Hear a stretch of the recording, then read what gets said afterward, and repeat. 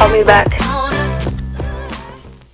Hello tout le monde et bienvenue dans un nouvel épisode de Call Me Back. J'espère que vous allez tous très bien. On est lundi et je me suis dit, Cindy, pourquoi pas prendre ta journée pour tourner quelques épisodes, surtout que j'ai quelques sujets que je veux aborder avec vous, donc je me suis dit, c'est le moment, let's go.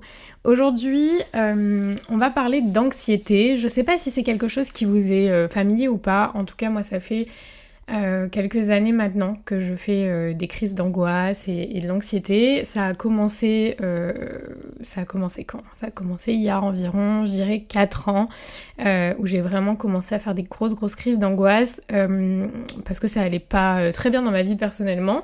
Et au fur et à mesure, ça a fini par un peu pas disparaître, mais c'est vrai que j'en faisais beaucoup moins.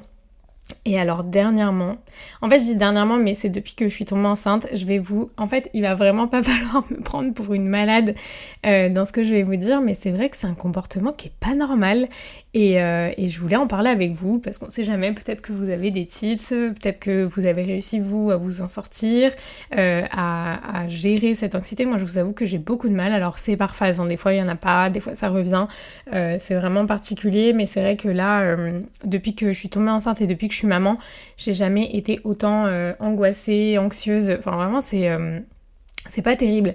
En fait, j'avais tellement peur qu'il m'arrive quelque chose ou qu'il arrive quelque chose à ma fille quand j'étais enceinte que j'ai développé un espèce de TOC vraiment, et c'est quelque chose en fait que je ne contrôle pas, que si je ne le fais pas, en fait je le fais tout le temps, mais des fois je me dis Cindy le fait pas, et en fait dès que je le fais, je vais pour ne pas le faire, je me dis non, je suis obligée de le faire parce qu'il va m'arriver quelque chose, ou ce à quoi je viens de penser ou ce que je viens de regarder va m'arriver, et généralement c'est des trucs hyper négatifs. En fait je vous explique.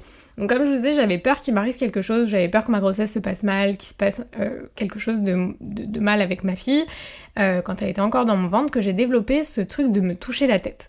Et alors, dans un premier temps, c'était me toucher la tête vraiment hyper rapidement, je passais à autre chose. Puis c'est venu à quelque chose d'hyper malsain, dans le sens où dès que j'avais une pensée négative, dès que je voyais une vidéo négative de quelqu'un qui venait de perdre son bébé, ou que son bébé avait des malformations, ou des choses comme ça, ou un accident de voiture, enfin ça peut être vraiment tout et n'importe quoi, et ben j'ai pris ce toc de me toucher la tête. Et au départ c'était, alors là c'est vraiment là où vous allez dire la meuf est complètement tarée. Les gars s'il vous plaît ne me jugez pas, je sais même pas pourquoi je fais ça, mais je me suis dit faut que j'en parle parce que ça se trouve je suis pas la seule à faire ça, j'en sais rien. Mais je me touchais la tête avec mes 4 doigts. Et puis c'en est venu à me dire ah non mais les 4 doigts ça suffit pas, il faut que tu touches la tête avec les 5 doigts, sinon ça va t'arriver. Et donc je commençais par me toucher la tête une fois et je me disais non, ça va t'arriver si... Enfin vous voyez, c'est là qu'on appelle ça un TOC je pense, où j'ai vraiment ce truc de me dire si je me touche pas la tête, il va m'arriver quelque chose de mal, ou il va arriver quelque chose de mal à ma fille. Et au début je voyais pas ça...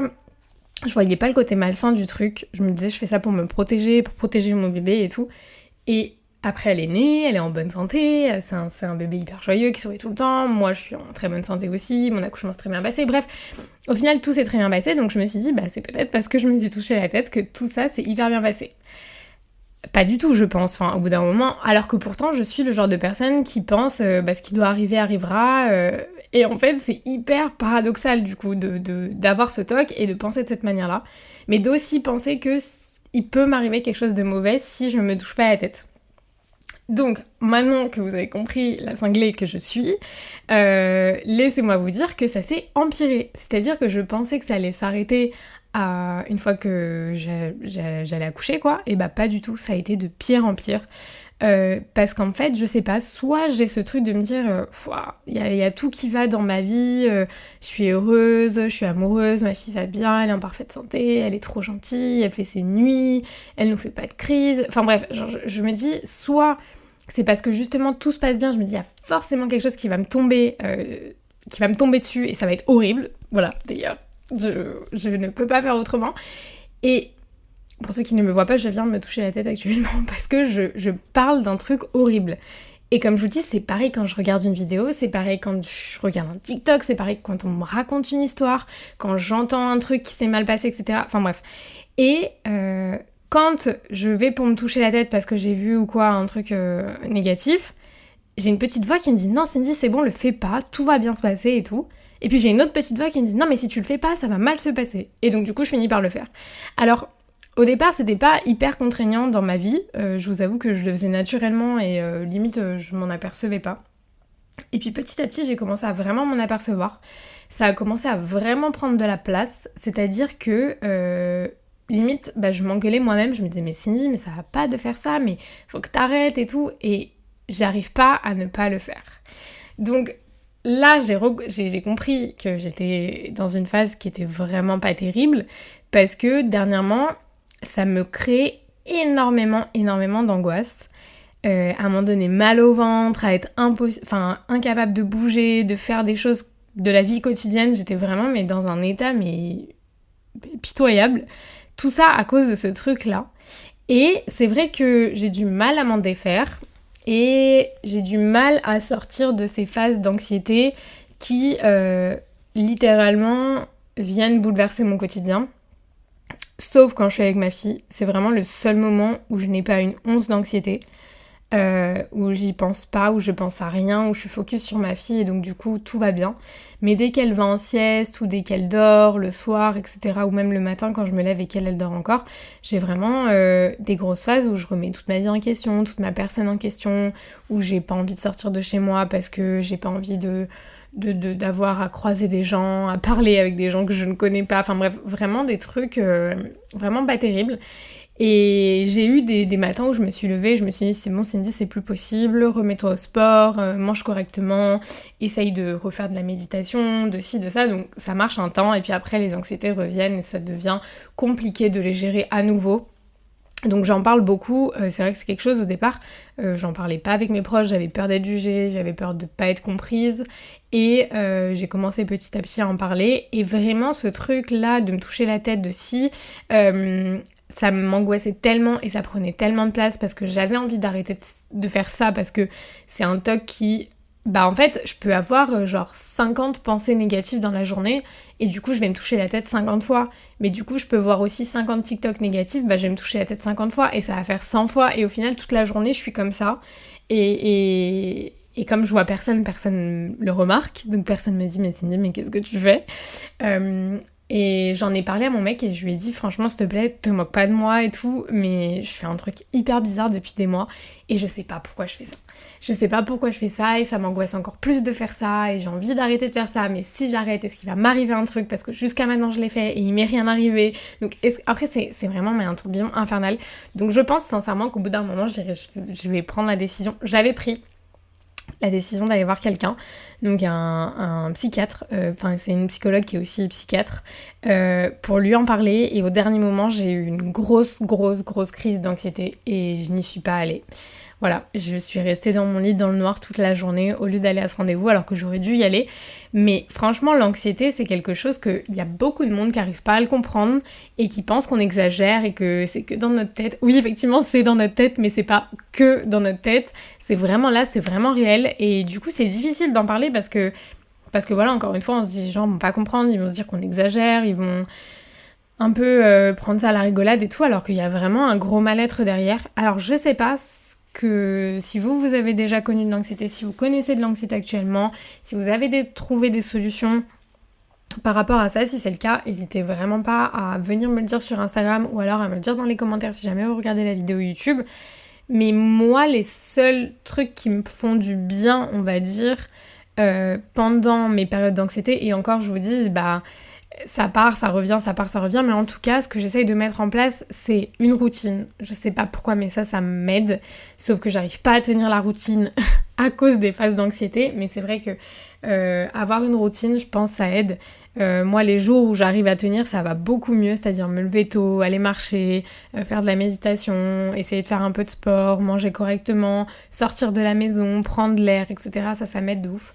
Ce qui m'aide à 100%, c'est passer du temps avec ma fille, parce que comme je vous le dis, je suis focus sur elle et je pense à rien d'autre que le moment présent quand je suis avec elle. Et ça me faisait exactement la même chose avec l'équitation. Je sais que il y a 2-3 ans, j'ai eu une grosse période d'angoisse aussi et du coup, j'ai repris le cheval.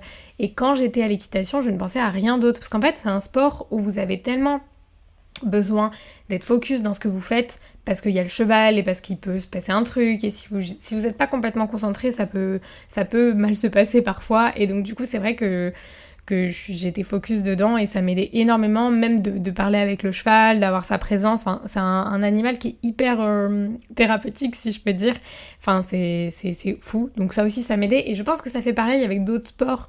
À partir du moment où vous êtes vraiment focus dans le sport que vous êtes en train de faire, je sais pas, du tennis ou même courir, je sais pas, parce que courir, on peut quand même beaucoup penser. Je pense qu'il faut un sport où vraiment il faut être investi dedans, où il faut réfléchir, Enfin bref, faire du sport, quoi qu'il, je pense que ça aide. Donc avoir des routines, passer des moments avec les gens que vous aimez, faire du sport. Moi aussi, vraiment, ce qui arrivait à m'éloigner un peu de mon anxiété, et c'est des trucs que je fais beaucoup moins, genre écouter de la musique, écouter des podcasts. Enfin, écouter des podcasts, je le fais encore. C'est vrai que j'écoute beaucoup moins de musique qu'avant. Trop bizarre. Mais quand vous êtes en période d'anxiété, écoutez des musiques positives. Alors, allez pas écouter des musiques qui vous enfoncent dans le mood dans lequel vous êtes, mais écoutez des trucs pour vous sortir de là, genre des trucs un peu summer, avec des paroles que vous comprenez pas, dans une langue que vous comprenez pas, mais qui ont un son hyper joyeux, etc. Ça, oui. Sinon, les musiques pour dépressives, non. Mais c'est vrai que l'anxiété, on essaie de trouver plein, ça ne veut rien dire, on essaie de trouver plein, Cindy. On essaie de trouver plein de tactiques pour essayer de sortir de ça, et c'est vrai que c'est compliqué. Alors, ce qui est particulier, c'est que souvent on va vous dire d'aller voir un spécialiste, un psychologue, quelqu'un qui va pouvoir vous aider. Moi, j'ai été voir une hypnotiseuse il y a 3 ans, maintenant quasiment, et ça m'avait beaucoup aidé. Donc j'avais réglé beaucoup de problèmes qui étaient liés à mon enfance, parce que l'anxiété peut venir de là aussi. Mais actuellement, c'est plus ça.